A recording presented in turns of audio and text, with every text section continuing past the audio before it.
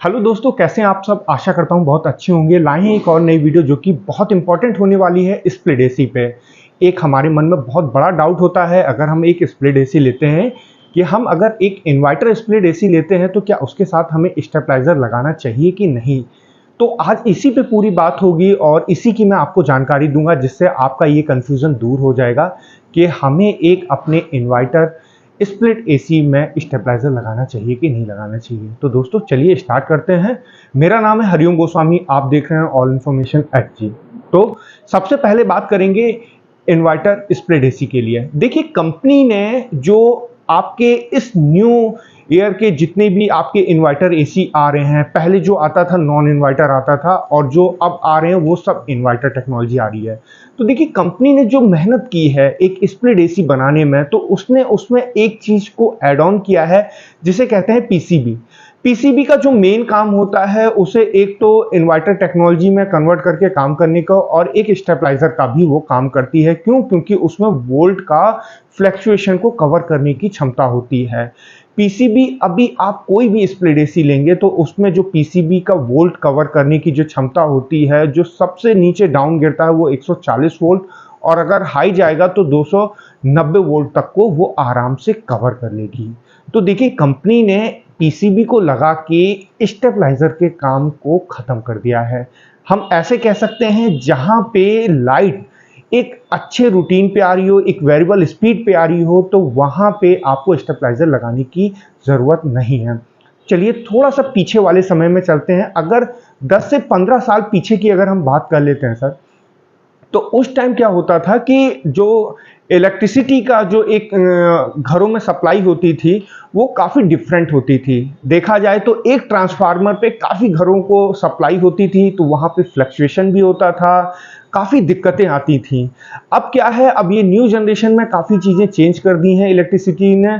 उसमें क्या है, ट्रांसफार्मर आपको मिलता है एक सीमित घर, एक ट्रांसफार्मर पे सीमित घर को आपको सप्लाई मिलती है। जब मिलती है उसके बाद अगर एक्स्ट्रा होता है तो वहां दूसरा ट्रांसफार्मर लग जाता है, तो हर घर में एक एक ट्रांसफार्मर की सीमित सप्लाई आती है। तो वहां पे क्या होता है, फ्लक्चुएशन बहुत कम होता है और जब फ्लक्चुएशन कम होगा तो वहां पे आपको स्टेबलाइजर लगाने की जरूरत नहीं पड़ती है।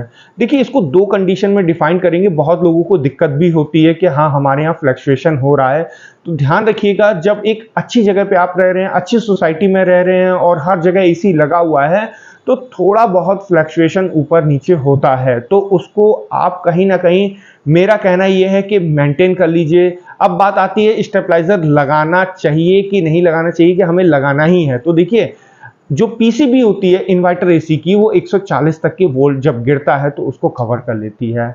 अब बात आती है कि हमें स्टेबलाइजर जो अगर लगाना भी है तो उसमें 90 वोल्ट का लगाना पड़ेगा। जब 90 वोल्ट का लगाएंगे तभी आपकी जो स्टेबलाइजर से जब 140 तक की लाइट नीचे गिरेगी तो आपका स्टेबलाइजर काम करना शुरू कर देगा।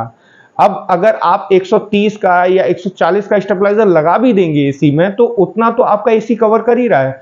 तो जो फ्लक्चुएशन होगा तो उस टाइम अगर मान के चलिए 120 होगा तो वहां पे आपका एसी भी बंद हो जाएगा, स्टेबलाइजर भी काम नहीं कर पाएगा।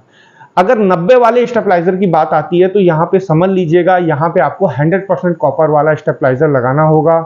इसमें भी क्या है कि कंडीशन ये 8,500 से 9,000 का आता है। तो मैं आपसे यही कहूँगा कि इस पे आपको फिजूल खर्च करने की ज़रूरत नहीं है। देखिए, अगर 90 पे अगर आप अपने एसी को स्टेबलाइजर लगा के ऑपरेटिंग करेंगे भी, तो मेरा सिर्फ यही कहना होगा, कहीं ना कहीं आपके एसी की लाइफ खराब होगी। हो सकता है आपका एसी जल्दी खराब हो जाए। अगर इतना फ्लक्चुएशन हो रहा है तो थोड़ा 2-3 घंटे के लिए मैं आपसे यही कहूँगा कि उसको आप कहीं ना कहीं मैनेज कर लीजिए। मैनेज कर लेंगे तो बेनिफिट है, क्योंकि कंप्रेशर वाली चीज़ है। अगर 90 वोल्ट भी गिर रहा है, आप स्टेबलाइजर से कवर करके उसे चलाएंगे भी, तो मेरे मुताबिक वो ज़्यादा बेस्ट नहीं है। आगे चल के उसकी पीसीबी या कोई भी ऐसी प्रॉब्लम आ सकती है आपके एसी पे। तो आज के टाइम जितना भी इन्वर्टर एसी है, बस मेरा यही कहना है कि बहुत ज़्यादा ज़रूरत नहीं है, क्योंकि कंपनी ने काफ़ी मेहनत करके आपके सामने एक न्यू जनरेशन का इन्वर्टर टेक्नोलॉजी का एसी लेके आई है। उसमें हर एक आपको ऑप्शन मिलता है। थोड़ा बहुत फ्लक्चुएशन होता है तो उसको थोड़ा सा मैनेज कर लीजिए, फिलहाल ज़रूरत नहीं है। ऐसे समझ लीजिए एक लफ्ज़ में कि बहुत ज़्यादा ज़रूरत नहीं पड़ती है। तो आपको क्लियर हो गया होगा कि आपके स्प्लिट एसी में इन्वर्टर या आपका स्टेबलाइजर लगाने की ज़रूरत है कि नहीं है। तो अगर कोई और भी डाउट होगा तो आप मुझे कमेंट बॉक्स में पूछ लीजिएगा, मैं आपको क्लियर कर दूंगा। चलिए मिलते हैं नेक्स्ट वीडियो में, तब तक के लिए धन्यवाद।